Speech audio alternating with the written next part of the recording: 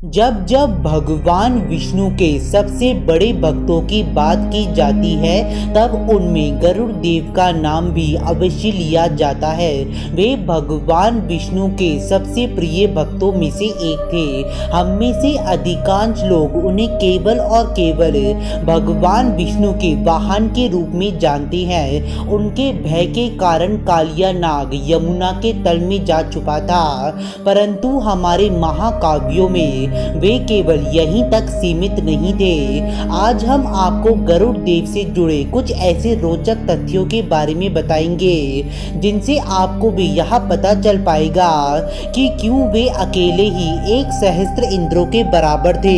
Video की शुरुआत करने से पहले एक बार सच्चे दिल से ओम नमो नारायण अवश्य कहिएगा। आपके अपने चैनल हिस्ट्री ऑफ गॉड में आप सभी का बहुत बहुत स्वागत है। अगर आपने अभी तक हमारे चैनल को सब्सक्राइब नहीं किया तो हमारे चैनल को सब्सक्राइब कर दीजिए, इस वीडियो को एक लाइक कर दीजिए, बेल आइकन आएगा उसे ऑल पे सेट कर दीजिएगा ताकि हमारे लेटेस्ट वीडियो सबसे पहले आपके पास पहुंचे। महाभारत के आदि पर्व अध्याय 31 के अनुसार महर्षि कश्यप ने पुत्र कामना के उद्देश्य से यज्ञ किया। इस यज्ञ में देवों, ऋषियों और गंधर्वों ने भी उनकी खूब सहायता की। इसी बीच जब देवराज इंद्र यज्ञ के लिए समिधा ले जा रहे थे तब उन्होंने देखा कि बालकल्य मुनि भी उस यज्ञ के लिए पलाश की एक छोटी सी टहनी ले जा रहे थे। तब देवराज इंद्र ने उनके कद का उपहास उड़ाया। तब बालकल्य ऋषियों ने उस यज्ञ में यह संकल्प किया कि समस्त देवताओं के लिए कोई दूसरा ही इंद्र उत्पन्न हो जो वर्तमान देवराज के लिए भयदायक हो और वे इंद्र से 1 सहस्त्र गुना अधिक शक्तिशाली हो। हमारी तपस्या के फलस्वरूप अब ऐसा ही वीर प्रकट हो। इसी समय दक्ष कन्या विंता भी पुत्र प्राप्ति के उद्देश्य से तपस्या पूर्वक ब्रह्मचर्य व्रत का पालन कर रही थी। महर्षि कश्यप ने देवी विंता से कहा, देवी तुम ऐसे 2 पुत्रों को जन्म दोगी जो बड़े वीर होंगे और तीनों लोकों पर शासन करने की शक्ति रखने वाले होंगे। वे इच्छा अनुसार रूप धारण करने में समर्थ होंगे और लोक संभावित वीर होंगे। तब कुछ समय उपरांत देवी विंता ने 2 पुत्रों को जन्म दिया, अरुण और गरुड़। महाशक्तिशाली गरुड़ माता की सहायता के बिना ही अपने डिम को तोड़कर बाहर आ गए थे। वे अपने तेज से समस्त दिशाओं को प्रकाशित कर रहे थे। उनका शरीर कुछ ही क्षण में बहुत ही ज्यादा विशाल हो गया था। वीडियो में आगे बढ़ने से पहले आपको यह बात बता दें कि देवी विंता और देवी कद्रू ये दोनों ही सगी बहनें थीं और कश्यप ऋषि की पत्नी थीं। मात्र एक शर्त हट जाने के कारण देवी विंता और उनके पुत्रों को कद्रू के दास बनना पड़ा था। जब गरुड़ ने अपनी माता से यह प्रश्न पूछा कि आखिरकार मुझे और आपको इन सर्पों की बात क्यों माननी पड़ती है, तब देवी विंता ने सारा सत्य गरुड़ को बताया।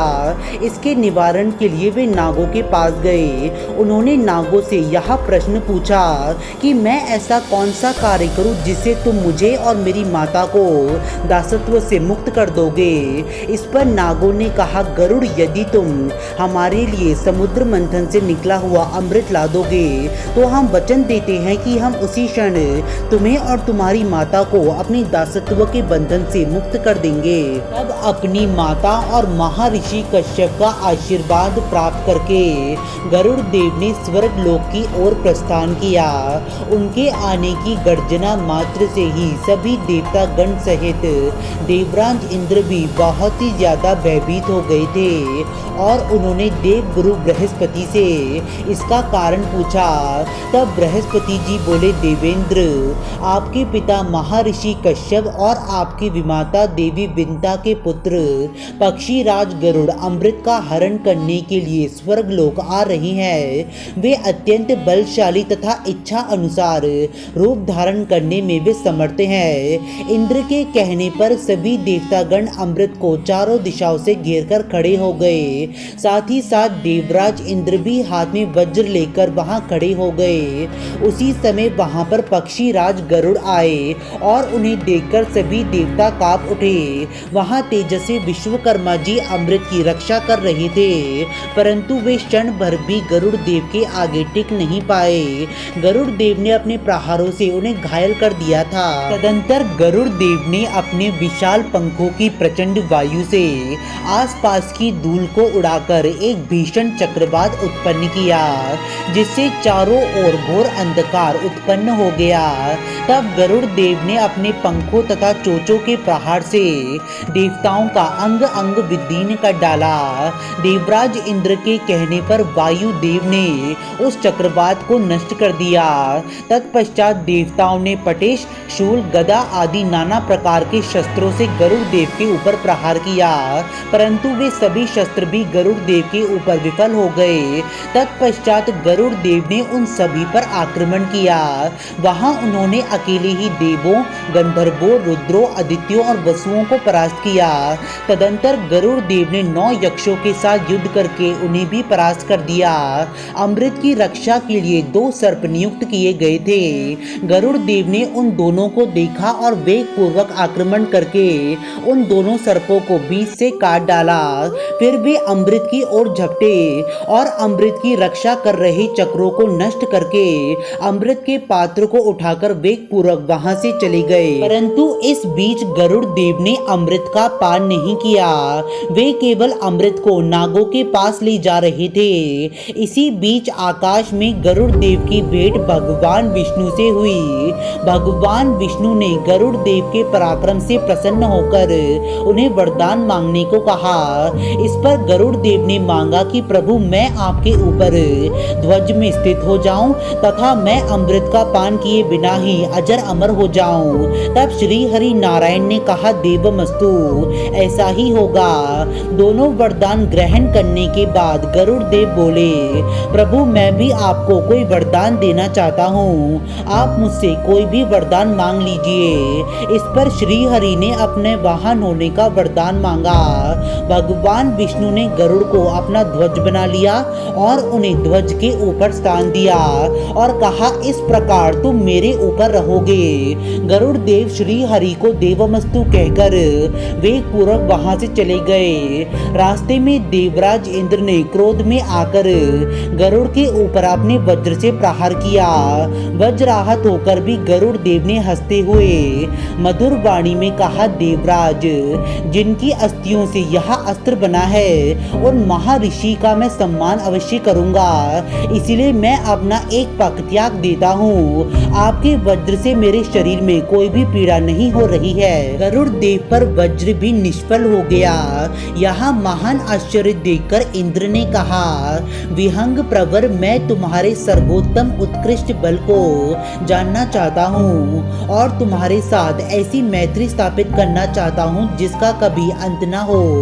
गरुड़ देव ने कहा, जैसी तुम्हारी इच्छा है, आज से मेरी और तुम्हारी मैत्री स्थापित हो गई है। मेरा बल भी जान लो इंद्र, चराचर लोगों को एकत्रित करके यदि मेरे ऊपर भी रख दिया जाए तो भी मैं सबको बिना परिश्रम किए ही उठाकर उड़ सकता हूँ। तब गरुड़ देव ने अमृत को लिया और वे नागों के पास गए। उन्होंने नागों से कहा कि आज से मैं और मेरी माता तुम्हारे दासत्व से मुक्त हुए। हालांकि देवराज इंद्र और गरुड़ देव ने पहले से ही एक योजना बना ली थी अमृत को हरने की। वे अमृत पुनः वापस वहीं चला गया था। वे गरुड़ देव ही थे जिन्होंने प्रभु श्री राम और लक्ष्मण जी को मेघनाद द्वारा चलाए गए नागपाश के बंधन से मुक्त किया था। साथ ही कालिया नाग के साथ हुए युद्ध में कालिया नाग का महाशक्तिशाली विष भी उनके ऊपर निष्फल हो गया था और उन्हीं के कारण कालिया नाग को यमुना नदी के तल में छुपना पड़ा था। आज की इस वीडियो में बस इतना ही। आशा करते हैं कि आप सभी को हमारी यह वीडियो पसंद आई होगी। यदि पसंद आई है तो वीडियो को लाइक कर दीजिए और चैनल को सब्सक्राइब कर दीजिए, क्योंकि हमारे चैनल पे सनातन धर्म से जुड़ी गई सारी जानकारी हम सीधा आप तक पहुंचाते हैं। एक बार सभी जीवों के कल्याण हेतु ओम नमः शिवाय और ओम विष्णवे नमः अवश्य कहिएगा। आप सभी का धन्यवाद।